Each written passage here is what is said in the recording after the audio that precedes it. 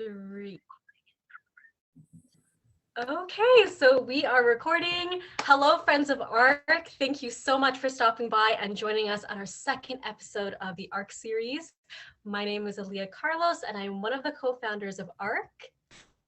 And this is... And my name is Christina Andaya, and I'm also one of the co-founders of ARC. Hi. Hello. And in this series, our hope is that we get to engage in fun conversation about our Asian Canadian experiences over food, because what better way to capture our cultures and cultivate meaningful relationships? And indeed, so today we are very excited to have a very special guest joining us. Please meet and give it up for the MP of Mississauga-Streetsville, Mrs. Rechie Valdez. Woo! Thank you so much. Thank you for having me. Yes, and Mrs. Valdez, as mentioned, is Canada's MP for Mississauga-Streetsville and a member of the Liberal Party of Canada. She is the first Filipino-Canadian woman to be elected as a member of parliament in Canada. And prior to being elected, she worked in the fields of banking and business. Thank you so much for joining us. How are you doing? I'm doing well. Thank you so much for having me. It's wonderful meeting you both. And thank you for creating this wonderful platform where we just get to exchange stories of how and our experiences. So thank you for having me. Wonderful. Okay, so before we begin our question period, we like to, highlight the Asian restaurants that we've chosen for today. You can go first, MP Valdez, if you'd like. Sure. So one of my favorite cuisines is definitely Thai food. And so I've got like Lily Thai Cuisine, which is just a local restaurant in my area. And so you can't have I have like my fried rice. This is pineapple fried rice. And you can't have Thai food without like pad Thai, right? Classic. Yeah. And what do you guys have there? Okay, so my favorite local Thai restaurant is called Bolan. They have the most beautiful crispy veg spring rolls, a beautiful sour tom yum, veg pad see ew. Yep. And I couldn't help but binge a little and get a little bit of the golden curry, veg golden curry. Delish. That looks, honestly, with both of your meals look fire. So to start things off, I actually have a couple of Thai restaurants near my place, in this case in the local riding of Etobicoke Lakeshore. I ordered from a restaurant called Chiang Mai. And starting off, we have calamari, because why not? And basically with curry, when it comes to curry, for Filipinos out there, I'm sure you're familiar with kare-kare. Yes. Well, I got Penang curry, and it kind of looks like it. Yeah, and thankfully it came with steamed rice. Yes. And I got a couple of desserts too, which include like a mango sticky rice and an apple blossom. Also, as a bonus, Thai iced tea. Gotta have the Thai iced tea. Absolutely. I am so sad I missed out on getting a Thai drink. I actually never think about getting Thai drinks. I'm like, oh my gosh, that would have been delicious. So that's what I'm missing. Okay, so now that we've unboxed our food and shared it, I'm going to start with the first question, if that's okay. Sure. Okay, so what does the everyday life of MP Valdez look like today? I'm so curious about this. Well, I don't know if you both know, but I also have two kids. So my oldest is 13 and my youngest is 6. So I would have to say it's no day looks like another. I would have to say it's almost like an adventure each and every day. And so I travel from where I live to Ottawa. Mm-hmm. So I travel to Ottawa to work on the Hill. And because it's kind of like a bit of a hybrid mode right now, I do travel like every other week. So Monday through about Thursday or Friday, depending on house duty, I will travel there, come back. So my day is comprised of constant Zoom meetings or doing duties in the house or on committee work. I'm constantly going to attend events, as you probably can imagine. And I travel constantly. So I'm always on the road. day to day, whether it's in a car, a vehicle, a taxi, or on a plane. So it's pretty busy, but lately with COVID restrictions, I have been able to be at home more, and most of it's through Zoom, just like you guys. Wow. I can't imagine having to travel so much. Is it hard for your like I can imagine for your kids are young enough that they, they might, I would have thought, I had this idea that the whole family moves to Ottawa. No, so I think now mind you, every MP has their choice. Because my kids have been established with their school, etc. We didn't want their life to be too shaken up. So we just travel. I physically travel back and forth, and then I touch base with them in the evenings, and then I spend the most time with them on the weekends. Oh, that sounds lovely. We so a little background: Christina and I and the other co-founders of ARC actually met through a parliamentary summit. Equal voice. That's awesome. Oh, Aaliyah's screen is frozen. That's okay. We'll give her a minute to catch up. Yeah. And internet technical difficulties. So Christina, you guys met at Equal Voice. I absolutely shout out to Equal Voice. We all love you. Thank you for your support. Yeah, definitely. And I always wondered too, especially, oh, don't worry, Aaliyah, you're back on. Yeah, and especially coming from my end, ever since we followed up with the recent federal election, we were honestly so happy. All of us on ARC were here on watch. And when we found out that you won your local riding, honestly, we celebrated and we were so hyped, and we knew immediately we just wanted to have to sit down with you and just seeing how your first term is going so far. And yeah, it's honestly very surreal knowing that this is just the beginning, and it's definitely, it starts with you being a important symbol. So thank you for that. For sure. Definitely. It was so important, like even, being immigrants, and I myself am an immigrant of Filipino parents as well, and seeing what you've accomplished and talking about it with my parents, like for them, that's, that's like the immigrant dream, like for my parents to see me do that one day. So seeing you there and seeing how, you're kind of like leading the way for a lot of people like us. So it means a lot, that the work that you do every day, but even just seeing you there and the representation that you uphold in your role. So that's just amazing. For sure. And for a lot of folks that don't know kind of my background, I just want to elaborate, because I think the immigrant story is extremely important. I mean, for those of you that don't know, I was born in Zambia, Africa. And then I came here when I was 9 years old. And, my parents had that same dream like your parents did. And on at the time when I grew up was, Rechie, you got to get an education. You got to finish school, do your thing. And so I did that, like I went to school. If you guys are all students watching, stay focused on school, because it's really important to get an education.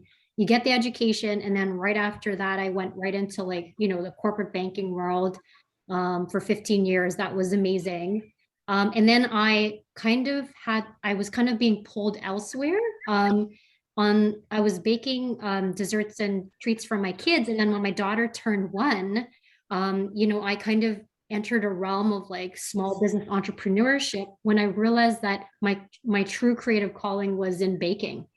And that's when I first started my first business. So stepped out of the world of corporate life and then pivoted to small business entrepreneurship and grew 1 and then 2 businesses, and kind of followed my passion and let go of that safety net of what, my parents freaked out for sure at the time, I remember. And they're like, are you crazy? I'm like, yeah. And so I pursued my creativity, which was amazing. And then that led me to the community and meeting like-minded, Filipino business owners. And that's when my heart started to realize that, there's so much importance of bringing community get together. And I really focused on building women entrepreneurial groups to come together and really share each other's experiences, because I feel like if we lean on each other more, and we help each other, then the more that we can grow. And so that's kind of what I spent so much time doing. So that really community, so small business entrepreneurship, community building. That's when I started to see the power in really bringing community together. And that's kind of what made me have the courage to put my name on the ballot. And the reason why I'm sharing this to all of you is because, you know, I also started with a small dream, you know, just to finish school. And I had no idea back then that I would ever kind of go into this realm. And that's really important because you don't necessarily have to like figure it all out when you're, you know, young. You give yourself time to like evolve, enjoy the journey of learning, put yourself out there, and you never know where it ends up. There's no such thing as like a beginning and an end. Needless to what your parents might tell you.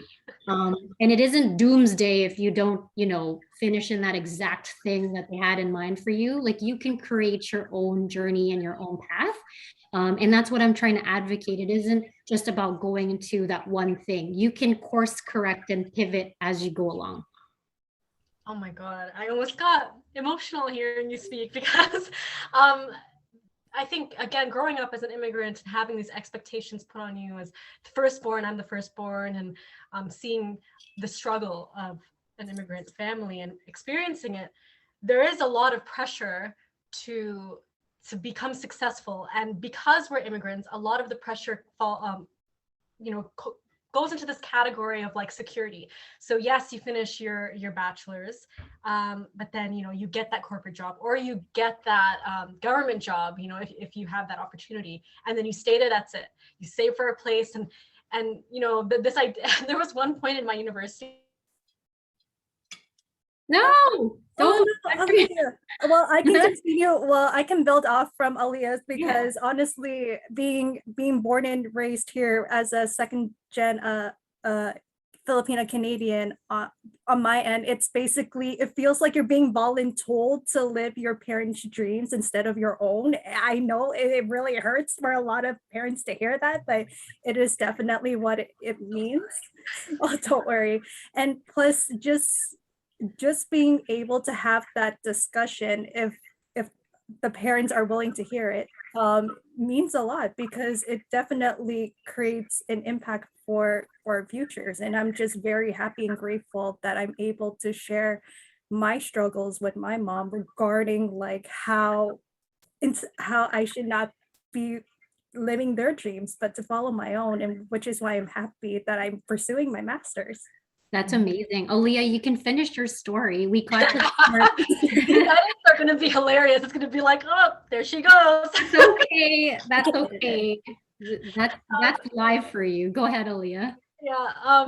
In university, there was a point where I was thinking of switching to a less conventional university degree, and oh my goodness, it was like a big no. I actually listened to my mom, and I'm glad I did. I'm glad that I finished where I did, because I don't think I would be in the master's program that I'm in now, which is science and technology studies. I just applied to PhD programs. And funnily enough, my parents are like, why are you doing this? You can just get a job now. You're more than qualified. Like, look at MP Valdez. Like, sorry. Go in my direction. I'm like, but my passion is academia. They're like, oh. So it's just funny, like, to see these similarities, but to also see how new generations of Filipinos, such as yourself, are kind of changing the narrative for your kids, and hearing it from you, even though you're not my mom, but like hearing it from you and being like, yeah, I can do that because I'm passionate about that. And it doesn't mean I won't be successful or, secured in the future. Yeah.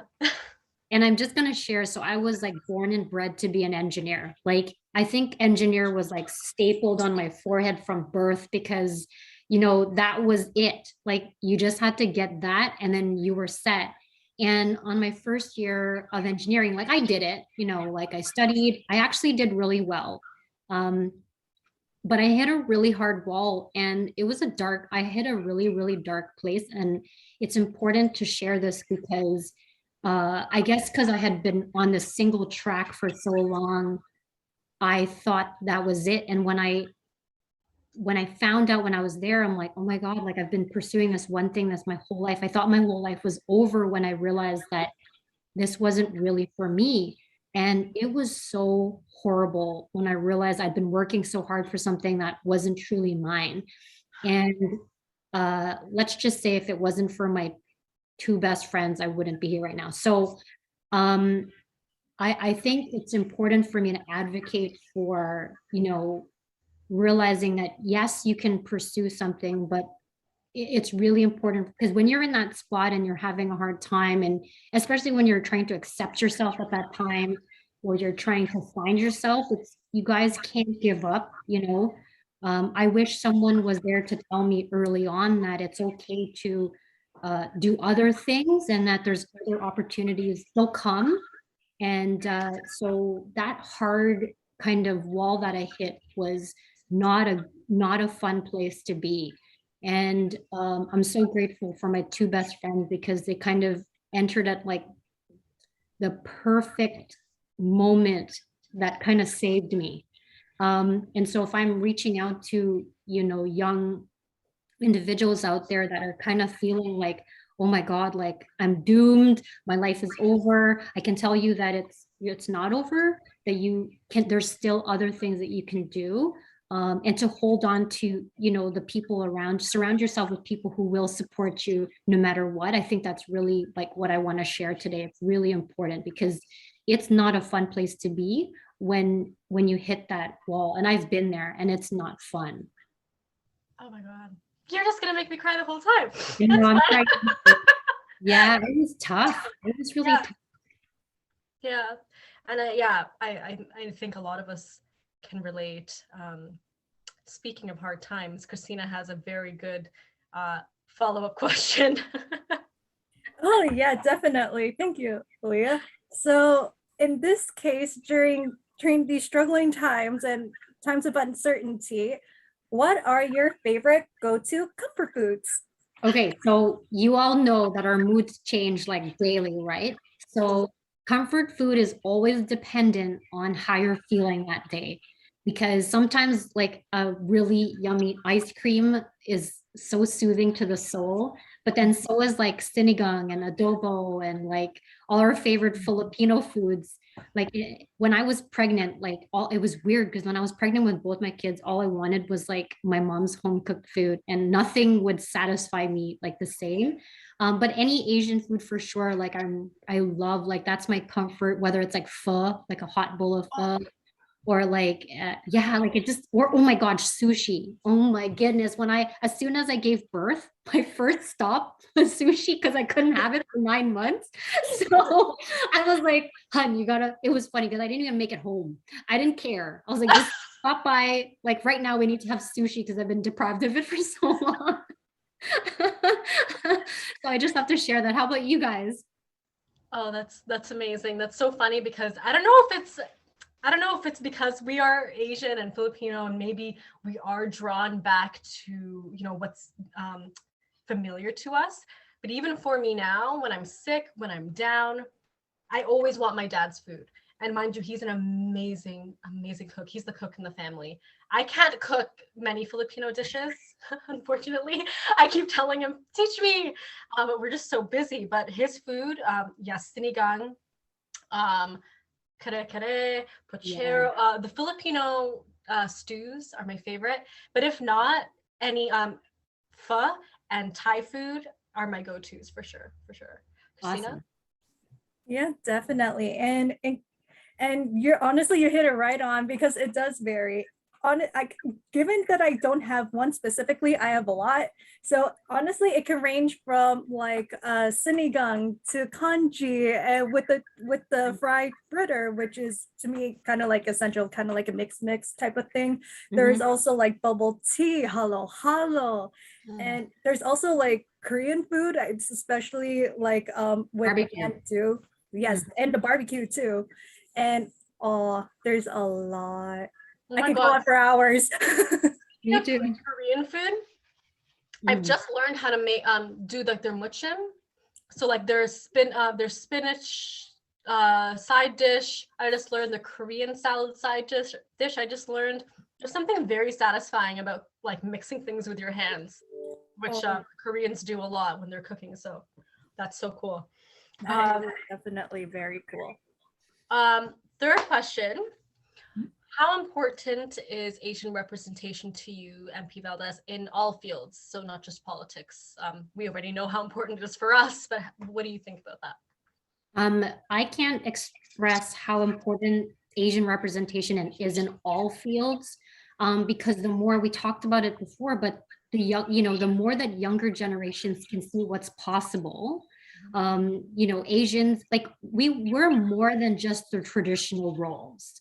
We're so multi-talented, multifaceted, and the more that we can, break through what are traditional roles and barriers and really step into the roles that we truly enjoy or that truly enhance who we are and are passionate about, the more that people can see that there's many more options.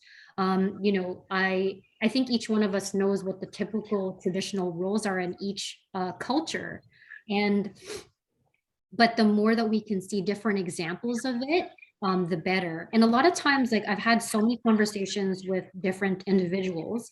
I love it when they share with me that they're doing something that they've never seen before. And I encourage people to really like step into themselves and forget the fact that they haven't seen. I want people to identify the fact that you can step into anything and you be the one that breaks that glass ceiling, because then more people can come in and be there. It's been very magical for me. I say magical because I know that I have 1 out of 338 seats, in the House of Commons. And when I take that seat, like I'm telling you, like the wind's blowing in my hair, things slow down. And I have this moment where it's like, oh, and I sit down. I seriously, because I feel the privilege that I have representing so many different voices. I'm a BIPOC woman, a mom, a small business entrepreneur, and I really feel like I know that I have that voice. And so the more that the House can, show and represent the diverse culture and mosaic that Canadians have, then we all kind of win. And so that's kind of my perspective on representation for sure. Mm-hmm. No, and I agree as well. And the fact it's a little sad, but the fact that you're the first Filipino MP is amazing, but at the same time, like, oh my God, which is why, as you're saying, it's so important. And even movies like Shang-Chi, like the first Asian Marvel superhero, I mean, oh my God, like that also took a long time, but you see how important it is for young people to see themselves. Like I think there's these viral pictures going on right now of like young kids seeing themselves represented in different like cartoons and movies, and they would stand by the screen and be like, it's me. It is magical, and it's a beautiful thing. Yeah, so I feel like we're very lucky to be living in a day and age where we get to see all this. And then when we have children and they grow up, it's just normal. It's like, it's not even like, oh, where's the Asian superhero? It's like, it's there. Where is the Filipina MP? She's there. So like, it's just amazing. Yeah, and it's important for us to be seen. And if we're in different areas and different fields, the more that we'll feel a part of the world. And it's just incredible when we start to see it's happening more and more, which is amazing. But it's not, we have such a long way to go. And I'm sure, Christina, you can agree as well. We have a long way to go. We just have to keep breaking through those barriers, you know what I mean? Oh, definitely. And plus just to add on to that, it's like when we're being seen, whether it's in politics or in media or in anything between, it's like we're achieving the impossible. I'm great. I'm very happy and grateful that it's happening like at this time. I just wish that it could happen sooner. But then yet again, the fun part about being the underdog is like proving them wrong, like seeing the struggle, the grind, and then when you look back and then like, hey, we did that, and just make things a lot easier for the next gen to like come through and able to soar into greater things, and which is I'm very happy about for the future. For sure, me too. And should I ask the next question? All right, so actually as a heads up for our viewers and trigger warning for everybody here in the space, this topic is revolving the hate, especially the anti-Asian hate around that topic. So I do want to give that heads up. MP Valdez, if you don't mind telling us, what are your thoughts and or feelings on the ongoing anti-Asian hate crimes occurring around the world? Yeah, trigger warning to those of you who are listening. So I want to personally share that, I myself have had to deal with my own share of like really unfortunate incidents that range from microaggressions, subtleties when people, it's not so subtle, when people kind of speak to you and they judge you. You heard my background, like I was in a room of like just a handful of women in a classroom filled with hundreds of men when I graduated. And so, it was, I felt it there. I felt it in boardrooms. I felt it in conversations that I'd have with my peers, all the way through to straight up racism to my face, discrimination. And some people are very blatant about it. So I think, first of all, I personally do not tolerate any type of hate whatsoever, whether that be towards anybody. There's always going to be that fight for peace going forward. And I think we all play a part in kind of the future of how to combat it, because it's all about standing up and focusing on a future where we want to end Asian hate and all hate in general. And because I personally feel like there is no room for racism whatsoever, and ignorance, I feel, prevents people from seeing the beauty that really exists in all people, from different cultures and backgrounds and ethnicities. If people just open their eyes and like saw and like listen to people's stories, we're all people and we all have a space and a place in this world, and people need to embrace that as opposed to being afraid of it. So fear and ignorance prevents people from really seeing what's out there, and people need to remove their blinders more to be able to kind of get past those feelings. Thank you for that. Yeah, I think everything you said is so powerful and also so reminiscent of why we decided to start ARC. Actually, when we created a group chat for Asian Canadians that were delegates through Daughters of the Vote, and we all just became friends. And then the rise in anti-Asian hate started becoming more prevalent in the news. And then we would all check on each other. We're like, how are you guys today? And there were some days that were really tough for us because we saw, our grandmothers, our mothers, our fathers being, in the news and harmed in these ways. So we all kind of found comfort in this small group that we had created. And then I forget who it was actually, Christina, but someone said, why don't we start an organization? And we were all like, yeah, why don't we do that? And that really, I think that's a perfect example of how resilience and, strength and community can emerge from some of the hardest times. And I wish there weren't hard times, but given that, many people are human and have different views, and some people are filled with negativity and hate, like it's almost impossible to imagine a world where there isn't violence, but we wouldn't have ARC today. And like, I wish that wasn't the case, that why ARC started, but now looking at where we are and the community that we get to build, I feel so lucky that we get to do this and speak about this openly. I want to share what happened to me during my campaign. I feel like this is an important one. So you all know your moms, right? And like they're super conservative, sweet moms. We all love them. And my mom in particular, like she's conservative. And I remember running, like she was so nervous for me. And she had her fears about her daughter, like putting herself out there, because I warned her, I'm like, Mom, like, it's not going to be pretty. There's going to be awful things said about me, and I'm going to be in the public eye. So just be warned.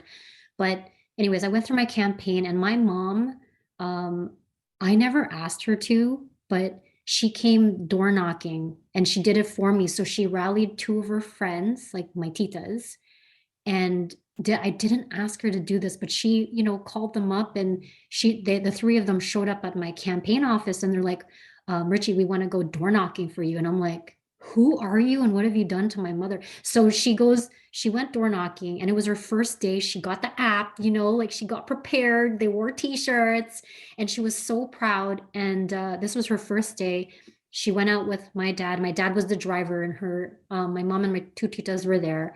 And, you know, they went their first day, and unfortunately they experienced a very racist situation, which was terrible. So they went door knocking. I think it was just like a few doors in, and a constituent opened the door. And then when the constituent saw that my mom and her friends were Filipino, he went into this fit of rage and started to cuss them out. And he said not so nice things about who they were and their race, and he was so angry. But the thing is, they were so taken aback because they were there for a friendly reason to like meet the neighborhood. And so when they experienced that, they were so terrified because of the way that he was so aggressive and angry. And so he was basically, get the bleep, you know, like he was not a nice person. And so my mom and my tita, they kind of ran back to the car, and like they had to compose themselves because they were so, they couldn't believe that just happened. So what was profound for me though was, honestly, I thought that would have been it for my mom, because, you know, being that she, you know, she's sensitive, and I thought that would be it. And I thought that she'd kind of like give up and kind of hang her red t-shirt and leave.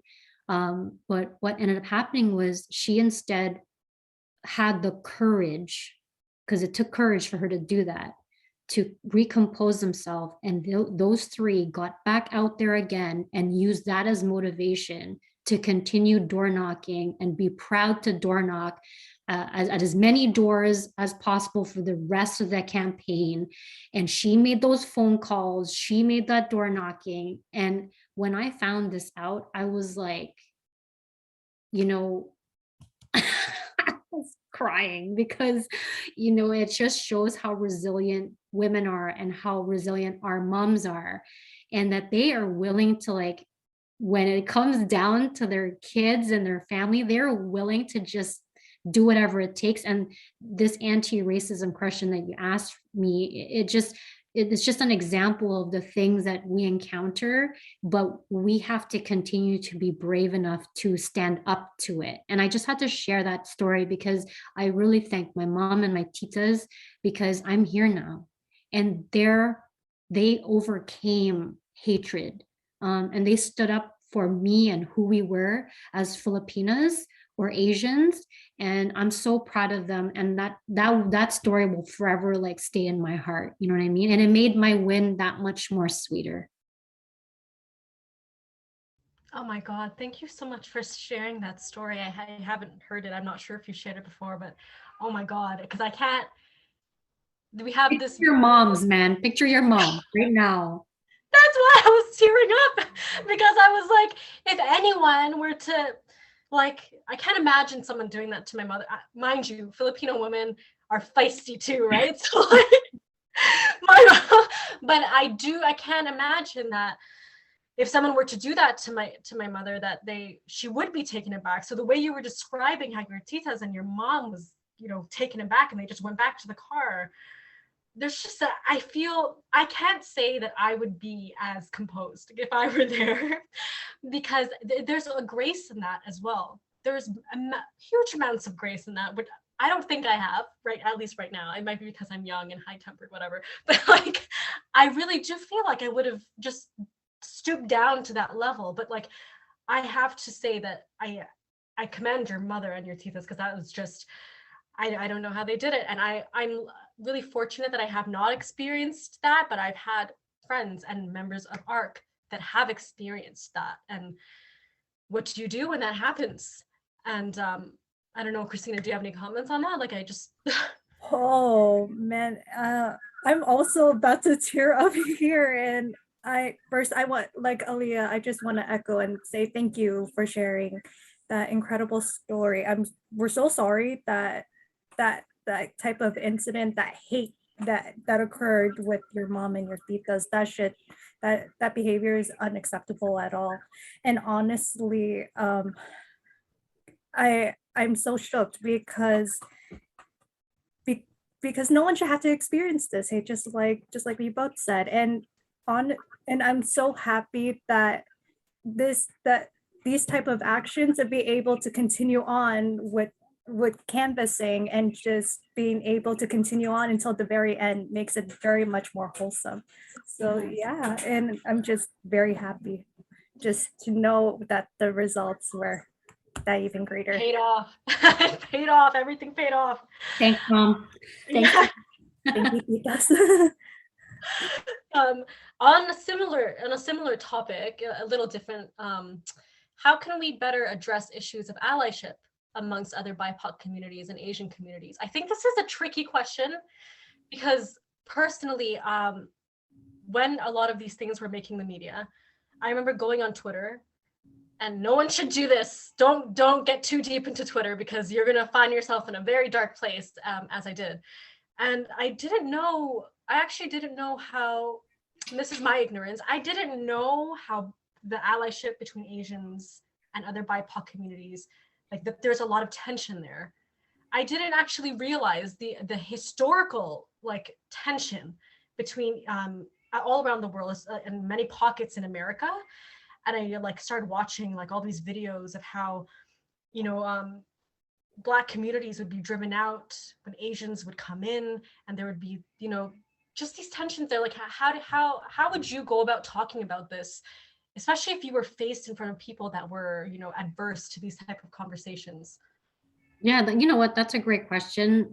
You definitely have to be delicate because everyone, just I think in general, everyone should recognize that, you know, we've all experienced colonialism or hatred and violence even in different ways. So we have to always tread carefully and be respectful. The word respect is really important because when you respect where others are in their different spaces, that will allow you to act. So now you brought up something interesting, which is like, you know, the history in the past and how it's been. But my perspective is a little different in that I think we're kind of, I'm not saying what you said isn't true. I'm saying that there is parts of the movement where allyship has grown stronger between different BIPOC communities because some of us who like we're starting to identify that hate isn't singular, it's affecting all of us. And so the hate that affects us, we're recognizing isn't just affecting one group of people, it's affecting many groups of people. And so whether it's the different movements such as like the Black Lives Matter or anti-hate, I've actually seen amazing Filipino groups or Asian groups supporting our Black communities and vice versa, because we're starting to see that, you know what, we recognize and understand what it feels like, and we need to support and like rally behind each other. I've started to see that, I would say, in the last 2 years. And we need to continue to do that, support one another, because the oppression we're feeling is against all of us. You know what I mean? There's obviously a lot more that we can do to address these types of issues, and groups like yourself and others who are trying to have that same trying to build allyship is extremely important. And it really starts grassroots. It starts with our local communities like yourselves having that intention of bringing us together. That's how we're going to build. And it doesn't start magically overnight. It takes groups like yourselves that kind of said, you know what, let's do this because there's a gap. I see that there's more that we can do. And you're not just sitting at home going on your phone like, I'm going to like something. A like on a Instagram post is not action. Action is getting together and saying, what more can we do? And in this case, you've created, for example, your podcast or your that's continuing to share these stories. But it starts there. So grassroots organizations or groups to rally behind all the other groups and show support verbally. And there's subtle ways, but also I just want to say it's really important also that we have the power to stop hatred at that moment.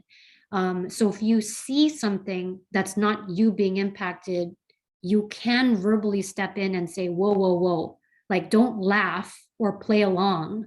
Don't feed into the fire. You can actually stop it by just not participating and involving yourself in that situation, and in actually denouncing it and saying, you know what, dude, that's not cool. Like, take back that stupid comment you just said, because it isn't cool. And not just going, no, like actually stand up for whatever the situation is that you're going through. And it really starts there. And if we do those small things, but on the grander scale, then we can actually make a difference.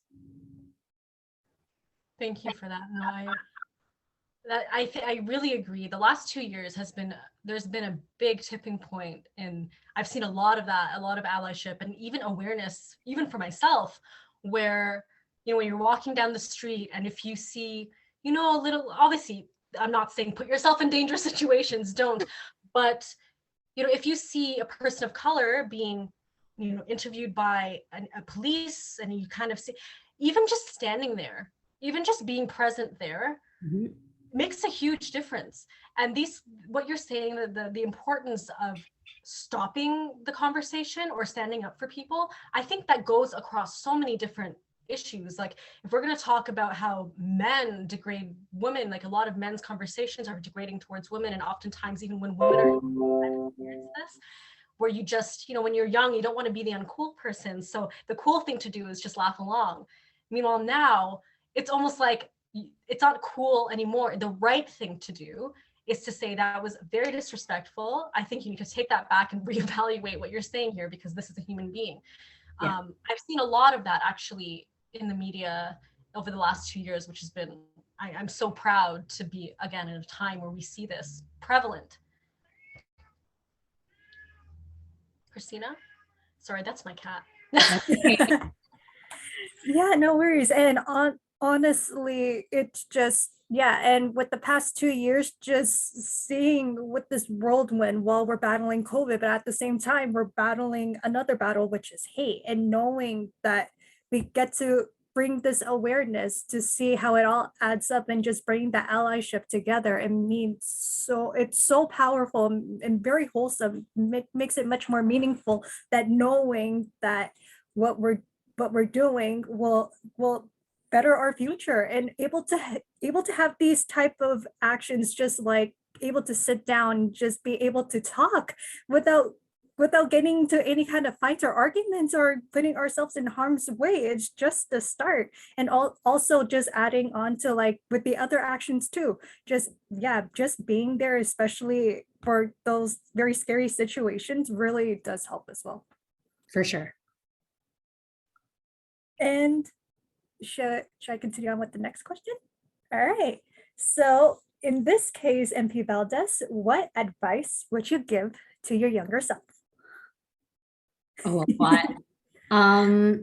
Okay, I'll kind of simplify it, because I know I do like to talk. I think the first thing that I would tell my younger self is that you are enough.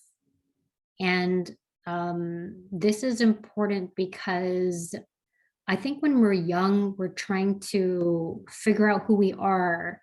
And it's really hard because there's so much. And I think I empathize with this generation, because you're being pulled with social media and everything else. You have so many external influences. Now, for me at the time, was mostly like my parents or like my friends or relationships. But now you have this like larger spectrum of influence, which is massive. And I have no idea how you guys do it. So I think the first thing is, like, you are enough, because a lot of us won't really get that when we're younger. We're kind of either trying to please someone else or trying to figure ourselves out, and it takes a long time for us to get to that place. So first, you are enough. Believe in yourself. I like bare bones, believe in yourself, and be kind, because to be honest, guys, the world is not going to be kind. So if you can just be a little bit more gentler to yourself, if you can just be more softer. The self-talk is horrible when you're Asian, let me tell you. It's like, you have two voices in your head at all times, right? So, turn down the volume on that, like, not so kind person, and turn up the volume of the one that's just trying to, survive in the world. So be kind, and And please, because once you step out of your house and into the regular world, it isn't going to be kind. So you're enough, believe in yourself, and be kind. Oh, I love those. I love those so much. I have to say, I don't know what it is, but one thing that's been really common amongst young people, I think self-talking, it has become very popular amongst young people, but not positive self-talking. yeah. Correct. Like I hear it a lot, like as a joke, and you know, people in my family that are younger, I won't say who, but they will be like, oh, you're so dumb. Oh, I'm so stupid. Like you're just saying these things to yourself. And I would always tell them, like, you know what, that like manifests itself deep within your soul. Like don't talk about yourself like that. And I've been trying to practice this myself, honestly. Like if I'm really proud of myself, even in public, you'll see me go like this. Like I'll tap myself in the back, I'll be like, good job, you did great. And my partner would look at me like, oh my God, you're so weird. But I'm like, no, I did great, I'm really proud, and I'm going to say this out loud because it feels good and it helps you, it builds confidence. But at the same time, you know, it's healthy, because so much, as you're saying, so much of what's in the world it's not kind, it's not nice, and you're met with people every day that just really don't care about you. So who's going to care about you? Yes, your family and your friends, but this is your body, this is your mind, this is your heart. You have to like nurture and love. So I'm learning that myself. And I tell my daughter, she's 6 going on 7 next month. I tell her, so every night I say the same words to her. I say, you are beautiful, you are strong, you are capable of doing anything you want to do. And I say that to her every day, and she's like, I know, Mom, I know. And I'm like, yeah, girl, you know, yeah, because it's one thing for you to, and I think that's the other part of it. It's one thing to know what good advice is, but it's another to receive and be like, truly believe it. My daughter lives in a world now where she doesn't have to question or doubt who she is. And I was plagued with doubt. Like I grew up like hating who I was, and I was constantly bombarded with, you'll never amount to anything, you're not good enough, you're not perfect enough. I was just so many negative thoughts, and I'm so proud to say that my daughter will only kind of live in a world where she recognizes in herself that she's capable through and through, and that is a beautiful place that she's in. And you know, I love that she's going to go into the world thinking that and knowing that, like, really inside. Yeah. I think it's really funny as a Filipino mom and hearing you talk like this, being a daughter of a Filipina and generations of Filipinos, it's interesting to see how kindness can build strength as well, because a lot of the times in Filipino cultures, strength is built through like being tough and like, Right. and maybe saying not so kind words, but only saying it because I'm trying to make you strong. But it's like, there's another way to do that. There's another way to instill strength and resilience through kindness, which I love that you're doing with your daughters. And if I have kids one day, I hope and pray that I have that and practice that with my children as well. I'll just make a quick comment. So, you know, when I was a teenager, I'm going to fully admit that because I was raised a certain way, I became a very angry, I was, like I said, dark place. I was angry, I was manipulative, I was deceitful, and I was filled with rage. And I hit the breaking point, and I knew that, you know, like something is really wrong with me, because I was raised with so much of that anxiety and oppression and negativeness. So I sought help, and I didn't stop seeking help until I got to a place where I could accept who I was and be happy with who I was inside. And then when I was able to accept who I was inside, that is when I was able to start to receive good things. So I think loving yourself or loving others starts when you're able to accept and love yourself in here. And you brought up a very point about the irony of the way that we're raised, because we're taught to be, we're raised to be hard through hard words. Yes. But there's definitely another way in sharing, lifting you up through kindness and being strong. So yes, like there is another way. And I think that's all I'm trying to say, that was a choice though, Aaliyah. I could have been my mom. I could have been just as freaking, like I could have been just as awful, and sorry, not awful, strict, and judgmental. But it took me, before I had children, I recognized there was so much work in me that I had to do so that I could break the chains, really generational chains of trauma and hatred and anger and self-distaste. So I just had to share that was a choice, and each one of us have a choice. Oh my God. Oh, I'm so glad this is recorded. I need to watch this over if I ever plan on having kids. oh man, I'm about to be in tears. And thank you for sharing, because honestly, when you said you are enough, I wish I could hear those words when I was a little girl growing up, saying you are enough. And basically just dealing with the almost like very similar upbringing as our parents and as our lolas and lolos were. And I'm just like why am I in this space? But knowing that kindness is another way to do it, to uplift and to empower, especially our kids, it goes honestly a long way. And just knowing, to hear those words, you are enough, basically it sends such a powerful message, knowing that they will take it close to their heart and seeing them like evolve and do great, amazing things. So yeah. And then the kindness actually introduces something new in our lives called acceptance. And accepting oneself this is going to transcend. Like, people need to understand the power of acceptance. When you can accept all of you, the good, the not so good, and truly receive all the nuances within yourself, you can actually go out into the world more stronger and more capable, because you're like, if someone tells you you're not so good at this, well, you're gonna be like, yeah, I know, so what, but I'm actually good at this and this in your face, buddy. So that's the power of acceptance. It's recognizing that your weaknesses don't define you. You are defined by who you define yourself to be. And as long as you put that out into the world, you can represent and you can be stronger and more fiercer, and be proud. So please accept yourself. That's part of the message about believing in yourself and being kind. It's accepting your true being through and through. Oh my God.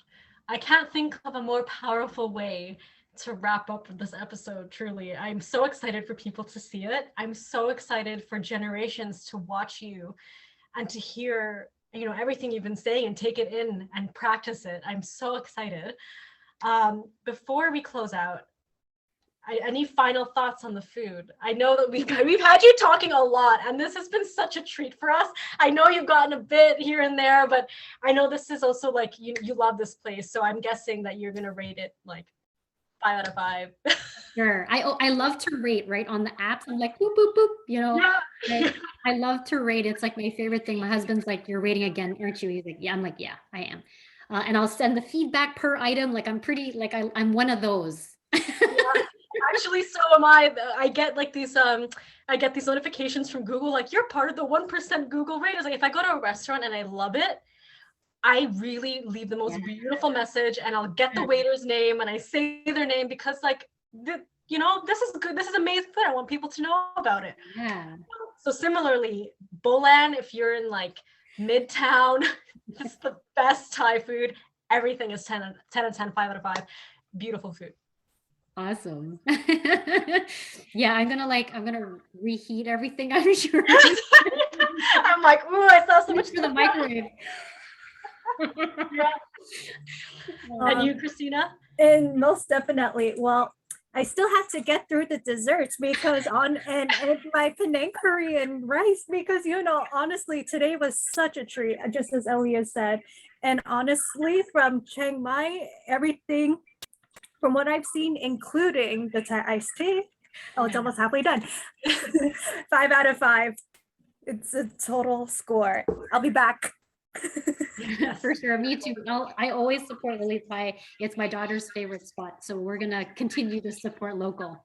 Yes, So always, especially through this pandemic. We didn't get to talk about it much, but supporting local businesses like this like goes a long way. So Absolutely. support local, support, you know, Asian restaurants and food, and yeah, Bolan in Midtown. local love. Yeah. Thank you so much, MP Valdez. This, you know, speaking to you has honestly been like a dream come true for me. Your words have moved me truly, literally almost to tears. You're such an inspiration. We are so lucky to live in a time to see you do what you do, and we're just gonna keep rooting you on. For sure. Thank you. I just want to shout out to the whole team. I know that all the founders are not here with us in this conversation, but a shout out to the other 3 amazing founders of ARC. A shout out to Equal Voice, because Equal Voice and the Daughters Vote, like that's how this started. So that is, we have to honor where these things come from. And so special shout out to Equal Voice and ARC. Thank you for all that you do. Keep, like, don't give up. It's going to feel really icky and hard and tough, but please continue to lean on with each other and support one another, because, you know, that's the only way we're going to be able to get through it. Yeah, for sure. And a shout out to Rosemary Spear Grant for we're using the funds for the food. So thank you. Yes, thank you so much. Thank you.